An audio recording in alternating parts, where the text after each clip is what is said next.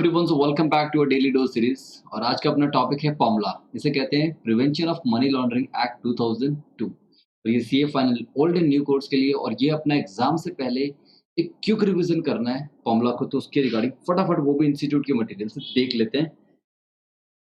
सबसे पहले money laundering का मतलब क्या है? बेसिकली आपका इलीगल मनी को कन्वर्ट करना लीगल मनी में, तो इस प्रोसेस को हम कहते हैं मनी लॉन्ड्रिंग। और इसका जो प्रोसेस है वो 3 स्टेज में डिवाइड किया जाता है: प्लेसमेंट, लेयरिंग, इंटीग्रेशन। ठीक है, तो अच्छे से देखो। प्लेसमेंट PIL, आप कोर्ट में फाइल करते हो ना PIL, तो उस PIL यहाँ का इसका न्यूमोनिक है। ठीक है, PIL प्लेसमेंट, इंटीग्रेशन, लेयरिंग। तो पहला स्टेप है प्लेसमेंट, मतलब क्राइम से किया हुआ पैसा इंजेक्ट कर दिया जाता है फाइनेंशियल सिस्टम में, उसे कहते हैं प्लेसमेंट। लेयरिंग का मतलब बेसिकली मनी जो इंजेक्ट है, ठीक है, is layered and moved or spread over the various transactions in different accounts and different countries, ताकि जो उसका origin है become difficult to origin of the money, ये मनी कहाँ से जनरेट हुआ था, क्या स्टार्टिंग पॉइंट था, वो आइडेंटिफाई करना मुश्किल हो जाए। उसके बाद इंटीग्रेशन। इंटीग्रेशन में क्या, money enter the financial system in such a way that original association with the crime is sought to be obliterated, basically eliminated.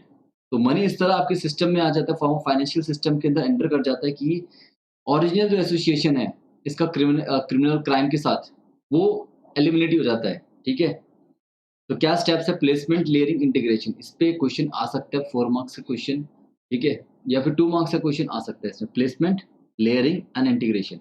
चलो, और ये मनी लॉन्ड्रिंग के मेथड्स क्या-क्या होते हैं? कैश स्मगलिंग, स्ट्रक्चरिंग, मतलब cash is broken down into formal receipt to buy money orders. ठीक है, laundering via real estate, stock market scam, by creating bogus companies, drug trafficking, bribery, corruption, kidnapping, extortions, वो सब चीजें।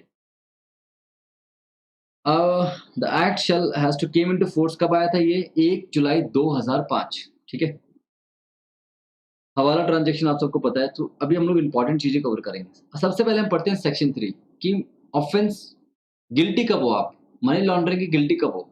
ठीक है, तो section 3 बोलता है whosoever directly indirectly, क्या बोल रहा है?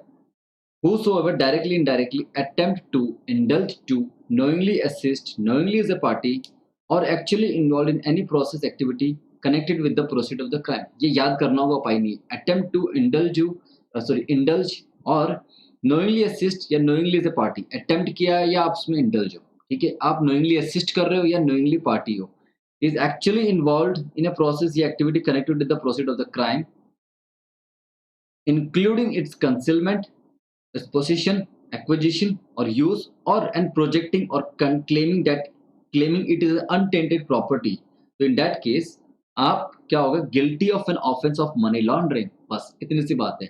इस definition, whosoever directly indirectly attempt to indulge or knowingly assist, knowingly party, actually involved in a process, ठीक है, including its concealment, possession, acquisition and projecting or claiming it to be untainted property। मतलब for example के तौर पे समझ लो, ये एक gold बार है कोई, ठीक है, क्या हुआ? मेरी पॉकेट से निकला, मेरी चेकिंग हुई, मेरी पॉकेट से निकल गया और मैं एक्ट कर रहा हूँ, अरे नहीं ये मेरा नहीं है, no no no, it's not mine, it's not mine, it's not mine, फेंक दिया ऐसे मैंने। तो आई एम प्रिटेंडिंग कि मेरा नहीं है, मैं इसे प्रिटेंड कर रहा हूँ। ठीक है, तो तब भी आप गिल्टी ऑफ ऑफेंस के लिए, guilty of offence of money laundering. Proceed of the crime, property, payment system, ये सब आपको पता है, बच्चों वाला सिस्टम है, मतलब बच्चों वाली चीज़ है ये तो। अब आता है शेड्यूल ऑफेंस। शेड्यूल ऑफेंस क्या है? बेसिकली यहाँ पे जो याद रखना है, offence specified under the part A of the schedule. इसके शेड्यूल में पार्ट ए में एक लंबी सी लिस्ट दे रखी है, वो अपने सिलेबस का पार्ट नहीं है, तो आपको पता होना चाहिए ऑफेंस शेड्यूल ऑफेंस क्या है। पार्ट ए वाले सारे ऑफेंस शेड्यूल ऑफेंस में आते हैं, पार्ट बी के सारे ऑफेंस शेड्यूल ऑफेंस में आएंगे, प्रोवाइडेड इफ कब total value involve in such offence is 1 crore rupee और मोर। ठीक है, पार्ट ए पार्ट बी में क्या हुआ? प्लस 1 करोड़ वाला पार्ट, और offence specified under the part C. तो ये सारे ऑफेंस को हम कहेंगे शेड्यूल ऑफेंस। अब मेन चीज है ये सारी रिपोर्टिंग एंटिटी वगैरह। अब आते हैं punishment. Punishment of offence of the money laundering. Money laundering की पनिशमेंट क्या है? Punishment for an offence of money laundering, section 3 and section 4। Section 3 हम कवर कर चुके हैं ऊपर, अब आता है सेक्शन 4। सेक्शन 4 में पनिशमेंट की बात करें तो बड़ा सिंपल है, रिगरस इम्प्रिजनमेंट होगा 3 से 7 साल की, प्लस फाइन लगेगा। ठीक है, प्लस फाइन है मतलब मैंडेट है, फाइन भी लगेगा और इम्प्रिजनमेंट भी है। बट अगर यही ऑफेंस, अगर क्या हुआ, नारकोटिक ड्रग्स जो एक्ट है NDPS, अगर बेसिकली कहने का मतलब है, याद के लिए, अगर नार्कोटिक ड्रग्स वगैरह चीजें इन्वॉल्व हुई इसमें, तो आपका जो ऑफेंस होगा, जो पनिशमेंट है, वो बेसिकली 3 to 7 years हो जाएगा, इंस्टेड ऑफ 3 to 10 years हो जाएगा। नॉर्मली क्या था, फ्रॉम 3 to 7 years, तो मैक्सिमम इम्प्रिजनमेंट कितना है, नॉर्मली 7 है, बट अगर वो ड्रग से रिलेटेड है तो मैक्सिमम कितना होगा, 10 years, तो 3 to 10 years प्लस फाइन। ये एंड लिखना हम भूल गए, ठीक है, प्लस फाइन। अब आता है ऑब्लिगेशन ऑफ बैंकिंग कंपनी। जो बैंकिंग कंपनी है उनकी क्या ऑब्लिगेशन है, तो बड़े शॉर्ट में समझते हैं बैंकिंग कंपनी के क्या क्या ऑब्लिगेशन है। तो सेक्शन 12 प्रोवाइड करते हैं बैंकिंग कंपनी की क्या क्या ऑब्लिगेशन। सबसे पहले रिपोर्टिंग, इसमें क्या कहते हैं, रिपोर्टिंग एंटिटीज, क्योंकि सारा का सारा जो भी मनी लॉन्ड्रिंग है वो किसके थ्रू होता है, बैंकिंग, फाइनेंशियल इंस्टीट्यूशंस, और जो इंटरमीडिएट बेसिकली आपके जो ब्रोकर, सब ब्रोकर्स, ये सब है, ठीक है, जिसके थ्रू आप फॉरेन में पैसा भेजते हो, वो भी आपके इंटरमीडिएट आ जाते हैं, ठीक है। चलो, सबसे पहले जो रिपोर्टिंग एंटिटी वालों की रिस्पॉन्सिबिलिटी, सेक्शन 12 ये बोलता है कि क्या, मेंटेनेंस ऑफ द रिकॉर्ड। इनको क्या रिकॉर्ड रखना है, maintain record of all the transactions. इनको सारी ट्रांजेक्शन रिकॉर्ड रखनी है, और ये ट्रांजेक्शन कितने सालों के लिए रखनी है, 5 years। कब से, फ्रॉम द डेट जब ये ट्रांजेक्शन ओकर हो रही है। उसके बाद जब भी कोई डायरेक्टर कुछ डिटेल मांगे या इन्फॉर्मेशन मांगे, तो उनको वो डिटेल प्रोवाइड करनी है।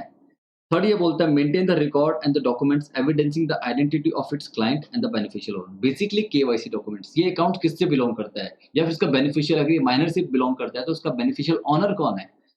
तो ये सारे के सारे रिकॉर्ड्स आपको यहाँ पे मेंटेन करके चलने हैं। तो और ये वाले भी जो रिकॉर्ड्स मेंटेन करने, ये कितने के लिए करने, 5 years। ये नीचे लिखा हुआ है, ठीक है। कॉन्फिडेंशियलिटी मेंटेन रखनी है, ठीक है। और जैसे मैंने आपको बोला, ये पॉइंट हम पहले डिस्कस कर चुके हैं, 5 साल वाले पॉइंट्स। चलो, अब आता है section 12। The section empower director to call for any of the above records plus additional information, ठीक है। और जो डायरेक्टर है, जो डायरेक्टर कौन, कंपनी का नहीं, ये ईडी वाले, ठीक है, एनफोर्समेंट डायरेक्टरेट, ठीक है, उससे हम यहाँ पे डायरेक्टर बोल रहे हैं अभी के लिए। तो उनको एवरी इन्फॉर्मेशन जो सॉर्ट की है, that need to be kept confidentiality, तो कॉन्फिडेंशियलिटी का ध्यान दे डायरेक्टर ही, ठीक है। क्या बोला, डायरेक्टर में कॉल, फर्निशर्स इन्फॉर्मेशन, उनको फर्निश करनी होगी सारी इन्फॉर्मेशन, और डायरेक्टर को मेंटेन करना है confidentiality. Now power of the director to impose fine. Section 13 ये बोलता है पावर ऑफ द डायरेक्टर की, वो फाइन इम्पोज कर सकता है। अगर कोई भी बंदा, अगर कंपनी का ऑफिसर कुछ इन्फॉर्मेशन नहीं दे रहा है, तो उसके ऊपर फाइन लगा सकता है। तो जिसका प्रोसेस है बड़ा सिंपल सा है। क्या बोल रहा है, डायरेक्टर में मेक इंक्वायरी और cause inquiry to be made if necessary with regard to the obligation of the reporting entity. Reporting entity की कुछ ऑब्लिगेशन है, वो फुलफिल कर रहा है नहीं कर रहा, उसके रिगार्डिंग वो इन्वेस्टिगेशन कर सकता है। अगर इन्वेस्टिगेशन में कुछ गलत पाया गया, तो उसके अकॉर्डिंगली उनको पेनल्टी चार्ज हो जाएगी। वो खुद उसे लग रहा है, यार पीएनबी में फ्रॉड हुआ है, चलो हम भी थोड़ा-सा अपना हाथ डालते हैं, वहाँ पे कुछ अपने भी फॉल्ट्स निकलेंगे इनके, ठीक है? या फिर on an application made by, कौन देगा, कोई अथॉरिटी, इनकम टैक्स वाले या कोई और एक्साइज़ वाले वगैरह-वगैरह, ऑफिसर या कोई भी पर्सन, ठीक है? एप्लीकेशन आ रही है कि भई इसका कुछ गड़बड़ है, रिपोर्टिंग एंटिटी, ये एचडीएफसी बैंक वगैरह जो भी है, ये चीज़ें ढंग से नहीं रख रहा है, ज़रा इन्वेस्टिगेशन करो, ठीक है? तो डायरेक्ट, और ये ऑडिट भी करवा सकता है, और ऑडिट का जो भी खर्चा होगा वो कौन बेयर करेगा? सेंट्रल गवर्नमेंट बेयर करेगा। In case of a non-compliance with the obligation under this chapter by the reporting entity, तो सबसे पहले क्या करेगा, या फिर कोई employee fail to comply with the obligation under this chapter, then he may issue a warning in the writing, या फिर direct such reporting entity और designated director of the board, जो कंपनी के बोर्ड है, और any of its employee to comply with the specific instruction, ठीक है, या फिर direct such reporting entity to send a report at such interval. Last one, by order impose monetary penalty, ठीक है, और वो पेनल्टी कितनी होगी, 10,000 से लेके 1 लाख। रिपोर्टिंग एंटिटी को अगर पेनल्टी की बात करेंगे तो कितनी है, 10,000 से लेके 1 लाख, बात खत्म। तो यहाँ पे 4 पॉइंट हमने पढ़े, issue warning in writing, direct to comply with the specific instruction, periodical returns की बात करिए, और इम्पोज पेनल्टी। जो भी ऑर्डर होगा रिपोर्टिंग एंटिटी को दे दिया जाएगा। कोई भी सिविल क्रिमिनल प्रोसीडिंग नहीं है किसके खिलाफ। अगर फॉर एग्जाम्पल मैं बैंक का एम्प्लॉय हूँ, मैंने इन्फॉर्मेशन दी, ईडी ने उससे मांगी, अब मेरा जो क्लाइंट है वो मेरे पे केस फाइल करेगा कि तूने मेरी इन्फॉर्मेशन क्यों दी, तो इसके लिए मुझे इम्यूनिटी ग्रांट कर दे दी जाएगी, ठीक है। अब आता है अटैचमेंट एडजुडिकेशन, ये वाला प्रोविजन है, थोड़ा सा इंपॉर्टेंट है। तो अटैचमेंट, सबसे पहले जो अटैचमेंट होता है वो होता है प्रोविजनल अटैचमेंट। सबसे पहले बात करेंगे attachment of a property involve in the money laundering. Section 5 बात करता है order for the provisional attachment. जो प्रोविजनल अटैचमेंट होगा, वो सबसे पहला पॉइंट इसमें याद रखने वाला है कि जो ऑफिसर है जो अटैच करेगा, it should be not below the rank of deputy director, ठीक है, not below the rank of deputy director authorized by the director, ठीक है। he has a reason to believe, और जो भी रीजन होगा वो रिकॉर्ड करना राइटिंग में, ऐसे नहीं सपना आया, ठीक है, ऐसा अलाउड नहीं है। On the basis of the material in his position, जो भी मटेरियल इन्फॉर्मेशन हो सकती है, that any person in the position of any proceed of the crime and such proceed of the crime likely to be concealed और transferred. अगर उसे लग रहा है कि कुछ किसी के पास ये प्रॉपर्टी है या कोई 1000 100 करोड़ पैसे पड़े हुए हैं और वो मनी लॉन्ड्रिंग वाले पैसे हैं, तो उससे वो प्रोविजनली अटैच कर सकता है, ठीक है। तो क्या हुआ, ऑर्डर ही में by order in writing provisionally attach such property for a period not exceeding 182 days, sorry 180 days. तो मैक्स टू मैक्स अटैचमेंट कितने का होगा, प्रोविजनल 180 डेज का, ठीक है। अब ये अटैचमेंट की कुछ कंडीशन है। ऐसे ही कोई भी डिप्यूटी डायरेक्टर या उससे हायर रैंक वाले ऑफिसर ऐसे ही अटैचमेंट नहीं कर सकते, ठीक है। तो उसके लिए क्या होगा कि उनको एक report has to be forward to the magistrate. तो कहने का मतलब है एक मजिस्ट्रेट से जाके परमिशन लेनी होगी। मजिस्ट्रेट को एक रिपोर्ट फॉरवर्ड करो, उसको लगता है कि हाँ भाई अटैचमेंट बनता है इसमें, तो वो परमिशन देगा। या फिर एक complaint has been filed by the person authorised to investigate in the offence, ठीक है, बिफोर द मजिस्ट्रेट और the court for taking cognizance, उनसे परमिशन ले रहे हैं। या कोई भी सिमिलर कंप्लेंट मिली है कोई अदर कंट्री में, ठीक है, ये इसके रिगार्डिंग हम बाद में बात करेंगे। Leave that point. रीड कर लो just, a similar report or a complaint has been filed or made or filed under the corresponding law of any other country, तब भी अटैचमेंट की बात आ सकती है। तो यहाँ पे बेसिकली ध्यान रखना, not below the rank of deputy director, reason to believe basically जो रिकॉर्ड इन राइटिंग होना चाहिए on the basis of the material in position, ठीक है, तभी वो कर सकता है।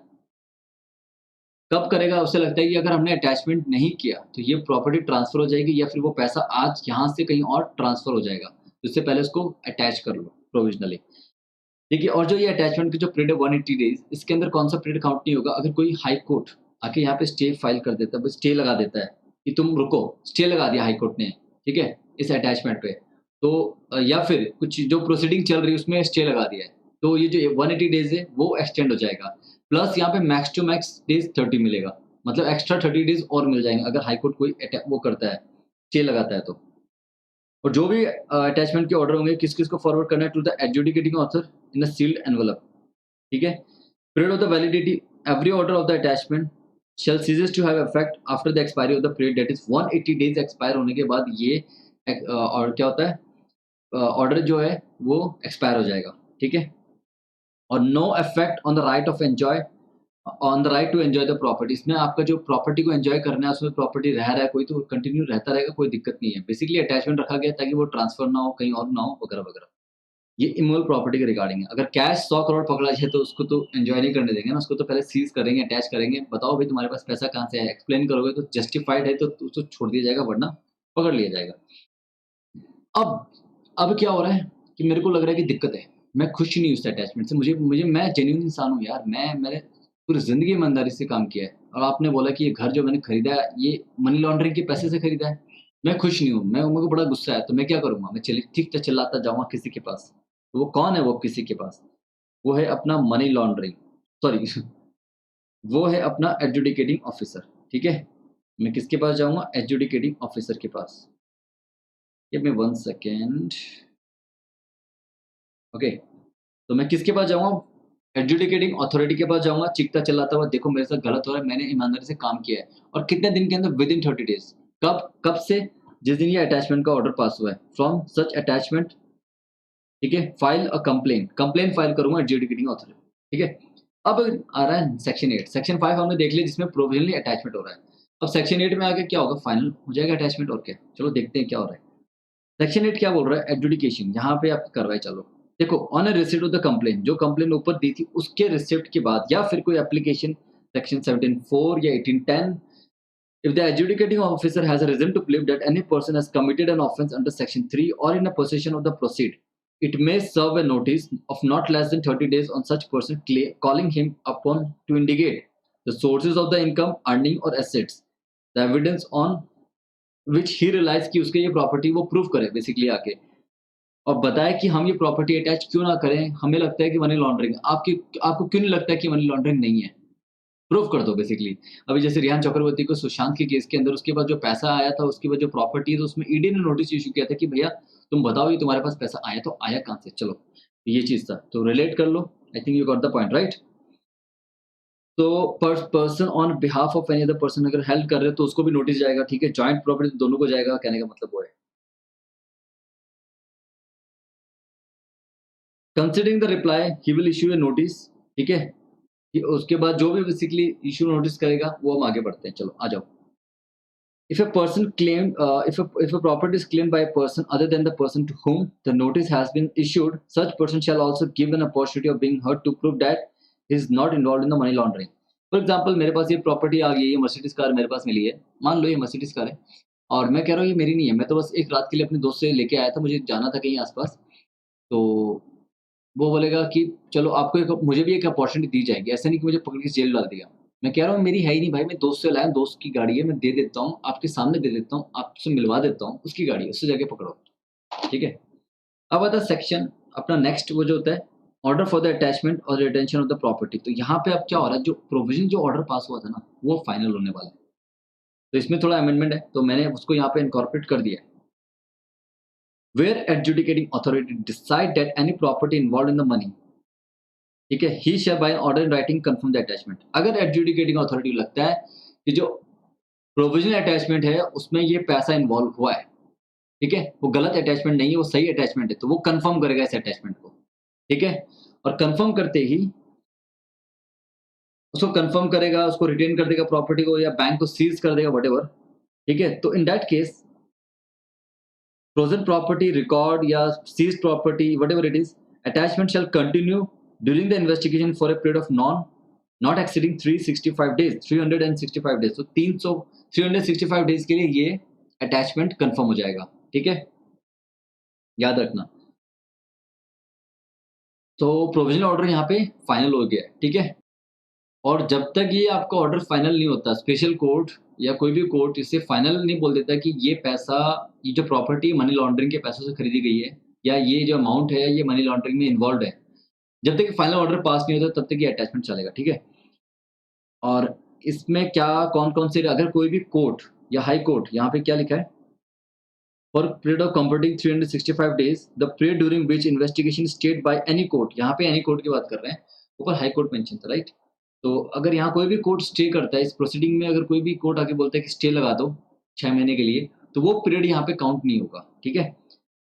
और प्लस ठीक है, ये वाला पॉइंट यहाँ पे नहीं आता है। सो यहाँ पे सिर्फ और अगर ये हाई कोर्ट भी नहीं आएगा, इफ स्टेज बाय कोर्ट, अगर कोर्ट स्टे करता है तो वो वाला पीरियड यहाँ पे काउंट नहीं होगा, ठीक है। तो इसमें कोई भी कोर्ट स्टे करता है तो वो 365 डेज यहाँ पे उस चीज़ को एक्सक्लूड मान के चलेगा, ठीक है।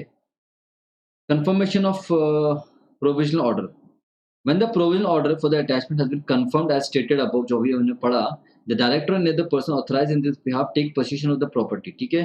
if not practical, उसकी पोजीशन कंट्रोल में नहीं रह सकते, फॉर एग्जांपल कोई इमोल प्रॉपर्टी है, फैक्ट्री है, the order of confiscation shall have the same effect as if the property has been taken possession of, ठीक है। अच्छा, फाइनल ऑर्डर कौन देगा, स्पेशल कोर्ट इशू करेगा फाइनल ऑर्डर।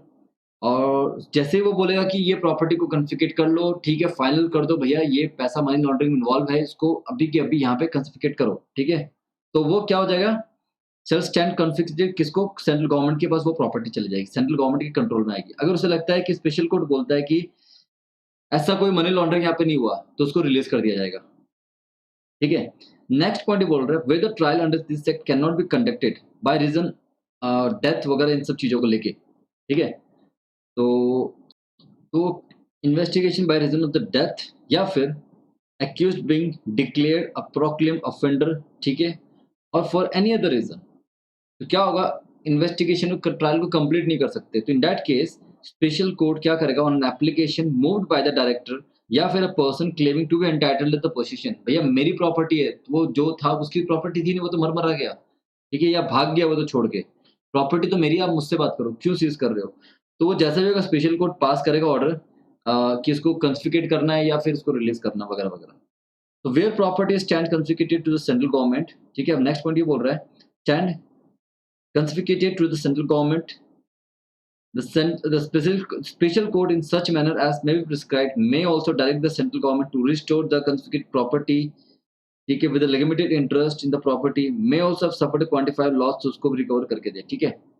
तो provided that special court on such claim unless it is satisfied that the claimant has acted in the good faith. For example के तौर पे समझो ये प्रॉपर्टी सीज हुई है, ठीक है, वो किसी ने कब्जा लिया था वो जमीन वगैरह, ठीक है, तो ईडी ने आके वो जैसे ही ईडी आई वो लोग भाग गए, तो जिसकी वो प्रॉपर्टी वो बंदा आ रहा है, देखो भाई मेरी प्रॉपर्टी क्या दिक्कत है बताओ, वो बोलता है कि भैया ये ज़मीन तो बहुत पहले कुछ गुंडों ने कब्जा ली थी वगैरह-वगैरह, तो उसको वो प्रॉपर्टी दी जाएगी। तो उसको प्रूव करना होगा कि हाँ, ये मेरी प्रॉपर्टी थी, मैंने आज से 10 साल पहले खरीदा था, बस 2 साल से यहाँ के जो लोकल गुंडे हैं उन्होंने कब्जा के रखी हुई थी, ठीक है? तो वगैरह जो भी है और उसने पुलिस में कंप्लेंट फाइल करी, उसने अपने गुड फेथ में जितना भी काम करना था वो सब काम किया उसने किया, ठीक है? And take all the reasonable precaution and not involved in the offence of the money laundering.